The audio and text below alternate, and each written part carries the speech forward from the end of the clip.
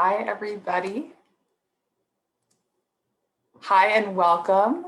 Oh my goodness, it's Wednesday again. Here we are. Thank you so much for joining for another episode of Wellness Wednesday. My name is Lauren Baptiste, and I am so excited to talk about morning routines. We have spent the past month talking about things that we do in the morning. So what I want to do is start to pull it all together. We're going to focus on those things that will make our morning feel great, kicking it off on the best note. So first, let me just say hello to everybody who's joined. Hi, Parade. Hi, Tabitha. Hi, Philip. Hi, Vladka 555. Just sending hellos to everybody who's here, and then everybody who's joining on Facebook and other mediums. So if we haven't met before, my name is Lauren Baptiste, and I am an executive wellness coach and founder of Acheloa Wellness. My company works with empowered, ambitious, hardworking, kick-ass individuals like you who have it all, but right now might be plateauing in some area of your life. You might be experiencing COVID stress or just work burnout or a million host of other things that are affecting us right now. So I want to be really mindful of giving you what you need, tools, techniques, shifts that you can make to simply elevate your life. So we have been talking about different things. We talked about tongue scraping. We've talked about self-massage. We've talked about a host of other things, but how do we tie it all together? If you've been on this journey for the past few weeks, what I can imagine is that it feels like you have to quit your day job in order to invite Ayurveda into your life. And the truth is that you don't have to do that. So what I'm going to do is break down the full routine. And then what you're going to do is start to feel into what works for you, what supports your own well-being, what makes you feel great all day long. And so why do we care about morning routines? Well, morning routines start your day. And we know this, but the idea is that it sets a precedent for the rest of the day. This is why we all like to start a new year with resolutions or kick off a Monday and do a makeover Monday. We like to enjoy a new month and kick off themes, right? We appreciate the beginning of something, and truly every day is an opportunity to start over. Every day is an opportunity to invest in yourself and your well-being. So I'm going to walk you through really simple steps of what you can do to start to incorporate a daily routine where you can thrive. And so it all starts with, what time do I wake up? And so we may have talked about this in some other prior episodes, but just kind of keeping it all here. Ideally, we want to wake up before sunrise. And so for those of us that are on the Western Hemisphere and that are experiencing the cold season coming through and maybe the darker mornings, this is easier for you, where you can start to sleep in a little bit more. But just according to an Ayurvedic clock, to keep it really easy, let's say 6 a.m. every single day. According to the science of Ayurveda, 6 o'clock is this magic number to start the day. Anything before that really makes it easy, light, simple to get out of bed, to meditate, to work out. Sometimes if we're awake at that time in the morning, it almost feels like, oh, it's too early, I want to sleep more. It's actually the perfect time to get out of bed. In the Vedas, they even talk about this is the time where we want to be awake, because as the sun rises, they say there are spirits and things out there that can start to enter the body if it's still sleeping. But anyway, we will not go down that rabbit hole today. We'll focus on our morning routine. So let's call it 6 o'clock. If we could be up by 6 a.m., we will feel good. You'll start to feel that heaviness that comes after sunrise or when the sun starts to rise. You may feel like sluggish, tired. Maybe at 5 a.m. you woke up and you were awake, but you gave yourself an extra hour or two to sleep. All of a sudden you wake up at 6:30 or 7 and you're feeling heavy, groggy, cloudy. It's because it's literally shifting the energy of the day from Vata time of day to Kapha time of day. So if we're up at 6, we are able to kick off our day right. So that is one way you can win the day. Just get out of bed. And I know so many of you out there are snoozing. If you can avoid snoozing, I promise you, you'll feel better. You'll feel more energized, even though those 9 minutes feel like magic in the very moment. I promise you, if you can stop snoozing, you will start to feel more empowered to take control of your day. Hey, Cody, welcome. And so let's keep going. So now we know to wake up in the morning early. And when we wake up, how do we get up? We could normally, a lot of us may even be scrolling on our phone to see what notifications have come since I've been here. But truthfully, if you can start with a prayer or a moment of gratitude to just say, I'm here for another day. Thank you so much, to whatever you believe in or whoever you believe in, it's a really beautiful way to kick off your day. For me, I have this moment where, wow, I'm awake again. I have an opportunity to push my mission forward. I have an opportunity to do the things that I love for one more day. So I'm so grateful for that moment. And it's an important way to kick off to really find that joy that will last you all day long. So finally, I get out of bed after I do my mantra, after I finally wake up. And what do?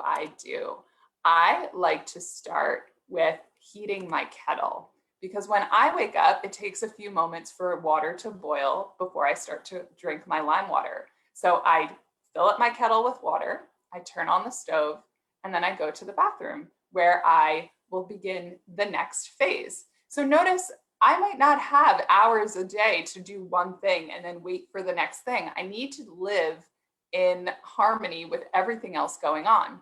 So as the kettle's starting to cook, I go to the bathroom and I start by doing oral care. I will scrape my tongue, I brush my teeth, and then from there, I check on my water, which is usually ready after a few minutes. So I'll grab my water, make my lime water, and then I take it into the bathroom with me. Hey, Anna Rose, welcome.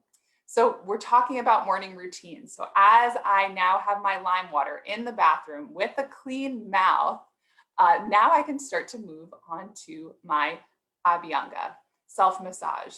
Now, for some of us, we can say, I don't have 45 minutes to do a self-massage on Monday through Friday. Either do I. So what I will do is give myself as much time as I have on that particular day. Some days it's 10 minutes. Some days it's 20 to 30. Maybe sometimes when I feel really luxurious in my morning, I give more time. But no matter what, I always at least coat my skin with an oil. So we've talked about this in prior episodes, so I'll link that in the notes. But definitely make sure that you're using an oil that's appropriate for the season or the weather that you're currently in. And so what do I oil, right? We maybe talked about this in prior, but I will oil my ears, my nostrils. I'll even swish some oil in my mouth depending on the morning, and my entire body down. So I am even sometimes, if I'm washing my hair, I'll even oilinate my scalp before I jump in the shower. And so it's a really nice meditation I like to get into. And as I'm doing that, it's nice to make sure that I'm serving all of the senses, because in that moment, it's serving the sense of touch. I have my lime water, which is serving the sense of taste. And maybe I'm smelling like beautiful essential oils as I'm oilinating my skin. So I got that going on. I can see I'm in a moment of bliss, and I'll play some really peaceful music. So some of us might be like, okay, I'll do this and watch the news. If you can avoid that, I suggest it highly, because what you'll want to do is be in a moment with yourself. You're coating yourself with love, truly. The word sneha for oil also means love. So we want to make sure we're giving ourselves all of the love, and we're cleansing out all of the senses so that we can see properly, so that we can hear properly throughout the day. And so I feel like I might be getting this question of like, well, why do I care to cleanse my senses? Why, how can I not hear properly if I'm not cleaning my ears or oilinating my ears? The idea in Ayurveda is that health is comprised of body, mind, soul, which many of us have heard of, but also the five senses. And so if those senses aren't clean, imagine looking at yourself in a dirty mirror. You can't truly see everything. So what we're doing is cleansing the mirror so that we can see ourselves, so that we can show up in the world, so that we can perceive better. So I highly encourage that you take time in the morning to do that. And so while I'm oilinated and I'm ready, about to jump into the shower, sometimes I'll even put some cold water in my mouth and then just rinse out my eyes if I don't have too much oil in my face. And what that does is it will even cool any redness in the eyes. And so sometimes I do that before my self-massage. Sometimes I'll do it after, depends on the flow of my morning. But the idea is that I'm just cleansing all of my senses before I jump into the shower. Okay, so here we are. I've done the tongue scraping. I've done the lime water. I've done the self massage. Now what? Well, depending on what your body tells you, they say now is a perfect time to evacuate. So if you haven't already had your morning urination and morning bowel movement, then is a perfect time to do it. And so some of you may say, I don't have control of my bowels like that. They happen when they happen. And over time, you can actually train your bowel movements to happen in the morning. And that's actually an indicator of health. Again, we talked about wanting to cleanse everything out. At night, the body works so hard to remove everything. Like it takes all the toxins that we've accumulated over the day, over the past week, over the past year, and it's working to cleanse it out. So we want to remove all of that toxicity, which is why we're scraping our tongue, which is why we're doing all of the other things to purify our senses. So once we do that, then we'll jump into the shower and we wash off the oil. Now, we're not going to soap off the oil. That would take away all of the oil, where what we really want is the oil to absorb into the skin. We want the hot shower water to open up our pores so that the oil can really sink in. And so in this moment, you will only wash with soap your pits and your parts. And that's about it. Like they say, just really focus on your hairy parts. And that's all you're going to want to wash. And then the rest you can just water off. And you'll notice you will not smell. You will be clean. Your skin will be clean because by doing all of that massage and by evacuating everything, your body knows and how to clean. So it's actually a really beautiful process.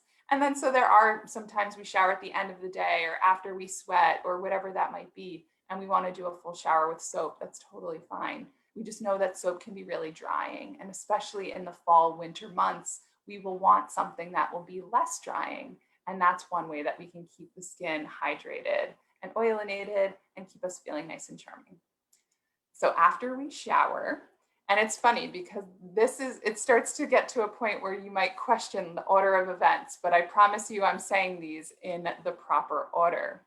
Now, from this moment, they say when we're truly clean is when we should meditate or when we should even pray or give ourselves or give an offering to our divine and a moment to really take that prayer that we had in the morning to the next level. And they offer that or they suggest that because then you're truly pure as you can be for that moment. It's like going into maybe church with like grass stains on clothes or feeling all like dirty. Like they say, we try to clean up usually. You will hear often in church because you want to show up in your Sunday best. And that's how you want to show up every single day in your Monday, Tuesday, Wednesday, Thursday, Friday, Saturday, Sunday best. So that way your senses are pure. It's a really great time that your mind is clear, that you can usually sink into your meditation quite nicely.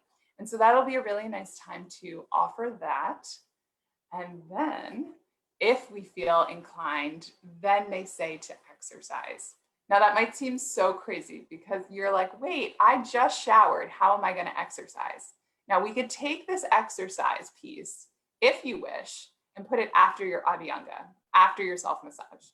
You would be oily, but the sweat and the heat would absorb that oil. It would have that similar effect. So before you shower, you can exercise. But according to Dr. Ladd, Ayurvedic doctor and practitioner, and founder of an incredible Ayurvedic school in New Mexico, he says and suggests, and even the Vedas say and suggest, that it actually exercise comes after, because at that point, that's when the skin is warm. That's when the body is clean, things are flowing, prana moving, blood going. That's when we can start to enter into exercise and we'll have an even greater effect. All right, guys, are you still with me? Is somebody still wondering where's breakfast in all of this? I promise we're close. And so even in Ayurveda, we talk about exercise as it's not meant to be this like super sweaty, cardio, high impact. That doesn't always have to be our exercise every day. For some of us, it might be once in a while, a couple times a week. But for many of us, we don't require that much because most of us are already in a heightened state or a stress state. And that type of exercise can actually increase our stress. So you just want to be really mindful. We've talked about that actually in the past too. So we have lots of linking we can offer you today. But that would be with our adrenal fatigue and exercise link.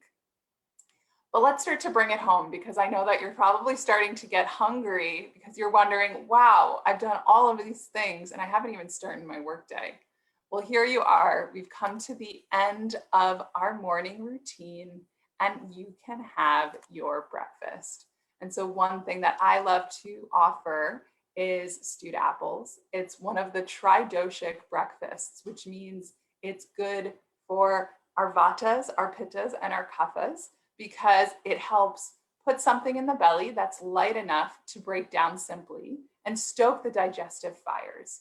So that's just one thing that I love to enjoy, especially the fall and winter, because nice, warm, cooked, yummy stewed apples.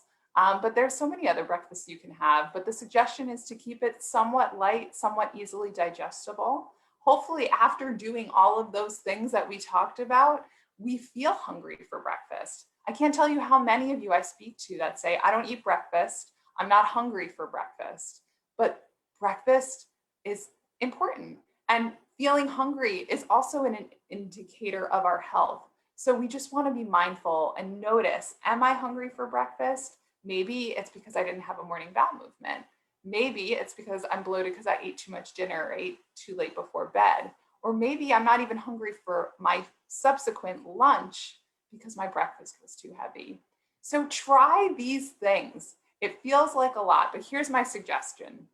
Go through this again. Go on the website, read the post, and there's even going to be a link to the full program. Believe it or not, I didn't even give you everything. I just gave you what my morning routine generally is, and one that mostly fits the bill. But if you only have 15 minutes, figure out how to do that in 15 minutes, what you can do. You don't have to do everything, but now you have a bag of tricks of things that you can try.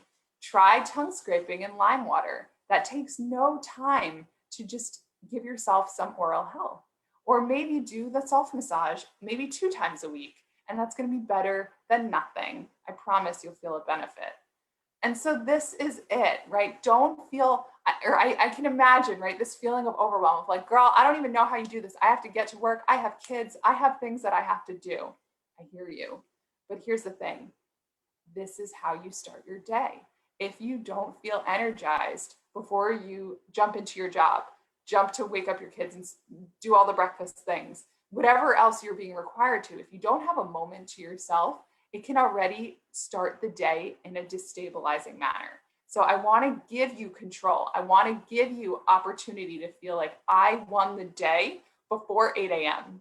And that is this whole thing, this whole morning routine is one way you could do it, right? Maybe you don't have time for exercise, but that's okay, because maybe instead you'll just focus on a quick lymphatic massage, a little bit of oil on the skin, or a shower that just feels rejuvenating and great.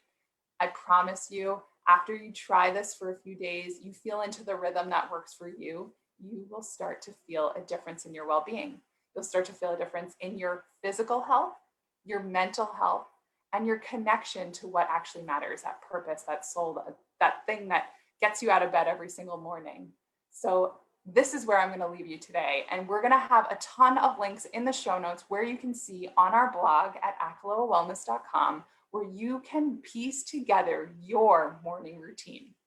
Let me know if you have any questions. I am here to support your journey. You can find me on Instagram, Facebook. You can email our team, hello@acheloawellness.com. It is an honor, a privilege, and a pleasure to share this information with you week over week. I keep getting beautiful notes and emails that this changed my life, that this changed my health, that this is the thing that's going to make the difference in my day-to-day, my mental health, my well-being. And so as we're still in quarantine, as things have not yet gone back to normal, maybe they will never, we need to take control of what we can. So sending you control, sending you all of this empowered information. Start with one thing. Do not feel overwhelmed with all of the 20 things. Start with one, and I promise you'll feel a difference. Thank you for joining me. I will see you next week for Wellness Wednesday as we jump into a whole new topic. Thank you again for joining. See you soon. Take care.